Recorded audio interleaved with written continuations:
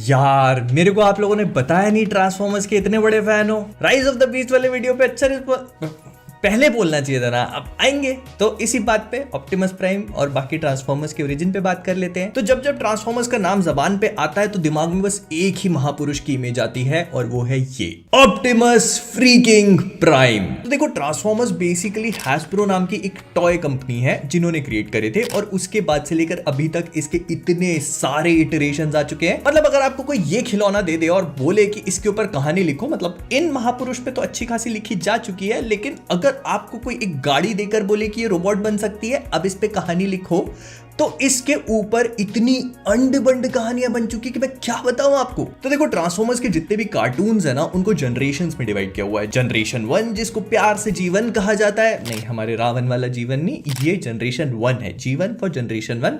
इसके बाद transformers prime, इसके बाद रोबोट्स इन डिस्गाइज, फिर इसके बाद बीस्ट वॉर्स और नेटफ्लिक्स पे आने वाली ट्रांसफॉर्मर्स वॉर ऑफ साइबरट्रॉन, और उसके बाद हमारे माइकल बे की पिक्चर है और बम्बल बी। इसके अलावा भी बहुत कुछ है, मतलब कॉमिक बुक्स में इनके अलग कहानियां बनी हुई है भाई। तो इतनी सारी चीजों को एक साथ कंपाइल करके मैंने आपको बहुत ही कॉम्प्रहेंसिव चीज देने की कोशिश करी है। तो सब कुछ एक एक करके समझाना शुरू करता हूं। तो ऑप्टिमस प्राइम के ओरिजिन समझने से पहले हम ट्रांसफॉर्मर्स के ओरिजिन को समझते हैं। तो देखो इनके भी अलग अलग टाइप के ओरिजिन है, लेकिन जो मुझे थोड़ा सा ठीक लगता है वो मैं आपको बता देता हूं। तो क्या होता है कि कई बरसों मैंने अंड बंड साल पहले, मतलब बिलियंस ऑफ ईयर्स पहले, द वन नाम की एक सेंटिएंट बीइंग एग्जिस्ट करती है। मतलब टाइम भी एग्जिस्ट नहीं करता था तब ये बीइंग एग्जिस्ट करती है। तो क्या करती है कि अपने अंदर से दो बच्चों को जन्म देती है, जिसमें से एक का नाम यूनिक्रॉन होता है और दूसरे का नाम प्राइमस। अब यूनिकॉर्न और प्राइमस क्योंकि अच्छे और बुरे थे तो वो आपस में लड़ना शुरू कर देते हैं। एंड क्योंकि यूनिक्रॉन बहुत ज्यादा शक्तिशाली था तो वो क्या करता है कि प्राइमस को बहुत बुरी तरह से रगड़ देता है। अब प्राइमस सोचता है कि देखो ऐसे तो मैं जीत नहीं पाएगा, तो वो क्या करता है कि 13 प्राइम्स को जन्म देता है, मतलब 13 बड़े बड़े पावरफुल रोबोट्स, और इनको 13 लेजेंडरी प्राइम्स कहा जाता है, जिनको हमने माइकल बे की जो सेकंड वाली ट्रांसफॉर्मर्स मूवी थी उसमें देखा था। अब इन 13 प्राइम्स को ध्यान रखना, ये काफी इंपॉर्टेंट है। अब ये सारे प्राइम्स पैदा होने के बाद क्या करते हैं कि अपनी शक्तियों को इकट्ठा करते हैं और जाके यूनिक्रॉन से फाइट करते हैं और उसको हरा देते हैं। अभी लोग यूनिक्रॉन को मार नहीं पाते क्योंकि वो बहुत ताकतवर है, उसको मारना आसान नहीं है, तो इसको हरा करके एक प्लैनेट की तरह एक दूर भेज देते, ऐसे गया वो। फिर इसके बाद कहानी शुरू होती है प्राइमस की। तो प्राइमस की बोलता है कि भाई अब देखो जब तक मैं जिंदा रहेगा तब तक यूनिक्रॉन मेरे को आके हराने की कोशिश करेगा, तो मैं काम करता हूं प्लैनेट बन जाता। तो ऐसे में वो ट्रांसफॉर्म हो जाता है एक प्लैनेट में जिसको हम सभी लोग आगे जाकर साइबरट्रॉन के नाम से जानेंगे, मतलब ऑटोबॉट्स और डिसेप्टिकॉन्स का होम वर्ल्ड। और ऐसे करके वो वेल ऑफ ऑल स्पार्क्स या फिर वेल ऑफ स्पार्क्स जो है वहां से जन्म देता है जितने भी बाकी ट्रांसफॉर्मर्स है उन सबको। और ये एक बहुत बड़ा इवेंट था क्योंकि ऐसे करके बेसिकली ट्रांसफॉर्मर्स का जन्म होता है। तो पूरी कॉम्प्लिकेटेड सी कहानी देखने और सुनने के बाद माइकल बे ने सोचा होगा जाए गधे के गंडासे में, मैं खुद अपनी नई कहानी बनाएगा।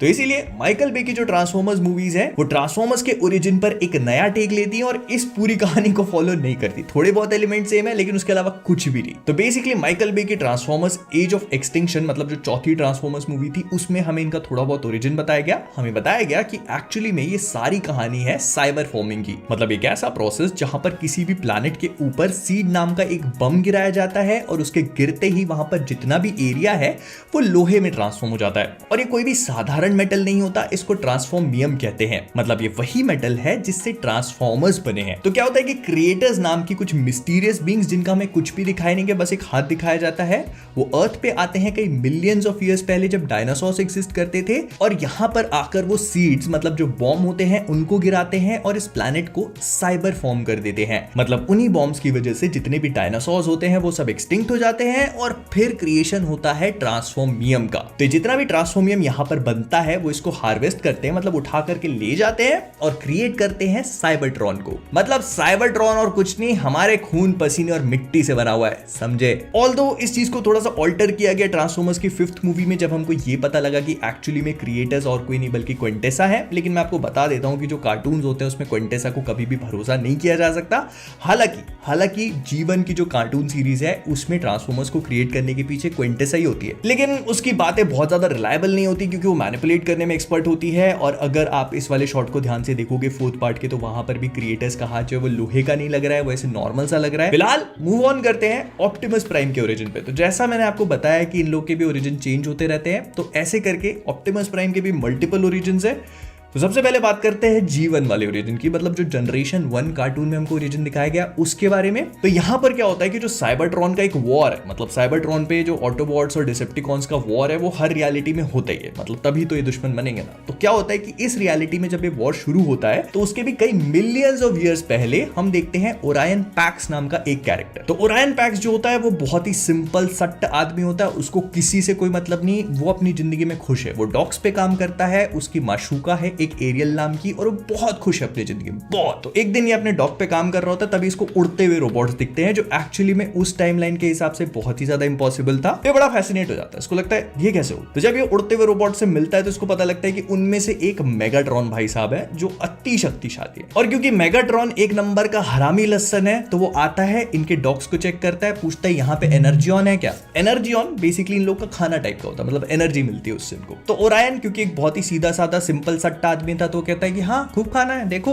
तो मेगाट्रॉन कहता है कि ठीक है अच्छा है खाना तो मेरे को चाहिए, और ये बोल के वो अटैक कर देता है। पहले ओरायन को मारता है, फिर उसके बाद उसकी गर्लफ्रेंड को भी अटैक करता है, तो ये मरते नहीं। लेकिन तभी वहां पर कुछ मिस्टीरियस से 5 बड़े बड़े रोबोट्स आते हैं, मतलब ट्रांसफॉर्मर्स होते हैं, वो आते हैं ओरायन को उठा करके ले जाते हैं और इसको रिपेयर करवाते हैं अल्फा ट्रेयन नाम के एक ट्रांसफॉर्मर से। अब जो वो आपको मैंने 13 प्राइम्स बताए थे याद है वो स्टार्टिंग में, तो उन्हीं में से एक होता है अल्फा ट्रेयन। अब अल्फा ट्रेयन बेसिकली काफी ज्यादा पावरफुल ट्रांसफॉर्मर है, लेकिन ये लड़ाई वड़ाई नहीं करता, ये क्या करता है रिपेयरिंग का काम करता है। तो ओरायन को रिपेयर करता है और उसको अच्छे खासे अपग्रेड्स दे देता है, मतलब ऐसे वेपन और पूरा ऐसे फाइटिंग मशीन बना देता है, और उसको कहता है कि आज से तू ओरायन नहीं ऑप्टिमस है। तो बस ऐसे G1 कार्टून में जन्म होता है ऑप्टिमस प्राइम का। फिर वो जाता है मेगाट्रॉन के पास, उसको अटैक कर देता है। मेगाट्रॉन पूछता है भाई तू कौन है, तो वो कहता है I am your worst nightmare, मतलब वही ऑप्टिमस वाली जो लाइन है। ऑप्टिमस चैड है भाई, वो गीगा चैड छोटा शब्द उसके लिए, ऑप्टिमस चैड। फिर इसके बाद हम लोग बात करते हैं मेरी पर्सनल फेवरेट ऑप्टिमस की जो ओरिजिन स्टोरी है उसके बारे में। इसमें क्या होता है कि साइबरट्रॉन एक बढ़िया सा फलता फूलता प्लैनेट होता है। अब यहाँ पर ओरायन पैक्स एग्जिस्ट करता है। तो बेसिकली क्या होता है कि जब ये साइबरट्रॉन का क्रिएशन हो जाता है, वो 13 प्राइम्स जो एग्जिस्ट करते हैं उसमें से जो 13th प्राइम होता है, मतलब सबसे लास्ट वाला, उसके बारे में कोई नहीं जानता ना। तो उसका नाम किसी को पता है कि वो कौन था, उसके बारे में बस ये लोग जानते हैं कि वो मतलब सबसे ज्यादा नेक दिल था। उसके बारे में कहा जाता है कि वो अपने साथियों को जब भी झगड़ा करता हुआ देखता था सबसे ही कहता था all are one, all are one, all is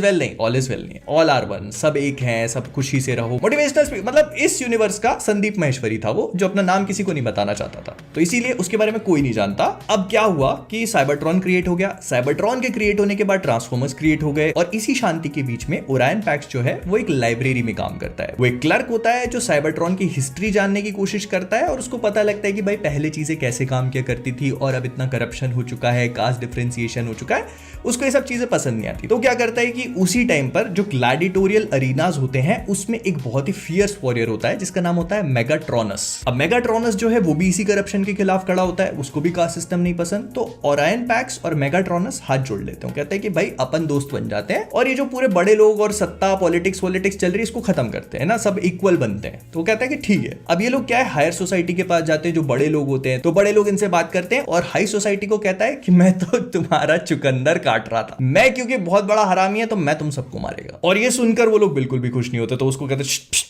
तुम आओ। ओरायन पैक्स को बुलाते हैं, ओरायन पैक्स आता है, वो कहता है मैं शांति से मामला सुलटाना चाहता हूं। तो उसको देखकर वो खुश हो जाते हैं और कहते हैं भाई तुम्हारे विचार तो बहुत अच्छे हैं, हमारे प्लैनेट पे बहुत लंबे टाइम से कोई भी प्राइम नहीं हुआ, तू प्राइम बनेगा। तो ऐसे करके वो ओरायन पैक्स को प्राइम का दर्जा देते हैं, जो बहुत ही बड़ी चीज होती है। और फिर जन्म होता है ऑप्टिमस प्राइम का, और मेगाट्रॉन इस बात से बिल्कुल भी खुश नहीं होता, तो फिर वो इनके खिलाफ बगावत शुरू कर देता है। और तब मेगाट्रॉनस जो है अपना नाम बदल के मेगाट्रॉन रख लेता है। ऐसे करके फिर वो वॉर शुरू होता है, मतलब ऑप्टिमस और मेगाट्रॉन के बीच में, जो भी ऑटोबॉट्स और डिसेप्टिकॉन्स वाला जो पूरा लफड़ा है वो। लेकिन ओरायन पैक्स के ऑप्टिमस प्राइम में ट्रांसफॉर्म होने के बाद हमें एक नया ट्विस्ट दिया जाता है, और वो ये है कि ओरायन पैक्स और कोई नहीं बल्कि वो जो 13th प्राइम था ना, उसी का पुनर्जन्म है। क्या हुआ था कि जब ये पूरे के पूरे आपस में प्राइम भिड़ जाते हैं तो 13th प्राइम इनको रोकने की कोशिश करता है, लेकिन फिर उसको लगता है कि यार हो गया यार, ये अभी मैं नहीं रहना चाहता, मेरे को नहीं रहना इन सब के साथ, ये मेरे भाई होंगे लेकिन गंवार एक नंबर के, आपस में लड़ते रहते, तो एक काम करो मेरी सारी की सारी मेमोरीज को वाइप करो और मेरे को खुद भी ये जो वेल ऑफ स्पार्क्स है इसमें भेज दो, ताकि मैं एक नया ट्रांसफॉर्मर बन के निकलूं जो कि जमीन से जुड़ा हो, लोगों के बीच में रहे और उसको अपनी पुरानी मेमोरीज के बारे में कुछ भी ना पता हो। और हाँ, ये जितना भी मेरा नाम है, मेरी हिस्ट्री है, ये प्राइम्स की हिस्ट्री से वाइप कर देना, ताकि 13th प्राइम के बारे में किसी को कुछ भी ना पता हो। तो ऐसा कहा जाता है कि ओरायन पैक्स मतलब ऑप्टिमस प्राइम जो है वो खुद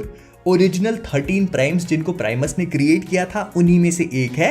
इनफैक्ट उनमें सबसे ज्यादा वाइस और मतलब उनका संदीप मिश, मैंने बताया था ना वही। तो आई होप आपको एक पूरी की पूरी चीज समझ में आ गई होगी और माइकल बे ने ये सब कुछ देखकर सोचा बोर हो गया है सुन के, इतना कॉम्प्लिकेटेड कौन करेगा, मैं अपना खुद बनाता हूँ, इसमें तो कोई दम धमाके हो ही नहीं रहे, बॉम्ब वॉम्ब से भी तो उड़ाना पड़ेगा, एक काम करो मैं अपनी पिक्चर खुद बना लेगा, तुम लोग अपनी हिस्ट्री अपने पास रखो। तो ऐसे करके उन्होंने अपना नया टेक लिया और हमें जो भी देखने को मिला वो अलग था, तो मैंने वो भी समझा दिया, ये भी समझा दिया। अब सत्य क्या है वो आप समझ लो, लेकिन हाँ मतलब अगर आपको ये पसंद आएगा और अगर आप चाहोगे तो ट्रांसफॉर्मर्स पे और वीडियो बनाते हैं, मेरे दिमाग में बहुत सारे आइडियाज है भाई, एकदम आइडियाज की एकदम भरमार है। लेकिन इस वीडियो को बनाते बनाते मुझे ऐसा कुछ लग रहा है कि यार कुछ कुछ बताना भूल जा रहा हूं मैं आपको, तो जो भी मैं भूल रहा हूं वो कमेंट्स में बता देना। तो विद दैट बीइंग सेड हम लोग इस वीडियो को यहीं पर रैप अप करेंगे। पसंद आए तो लाइक कर देना, कॉमिक वर्स पे नए हो सब्सक्राइब करना मत भूलना।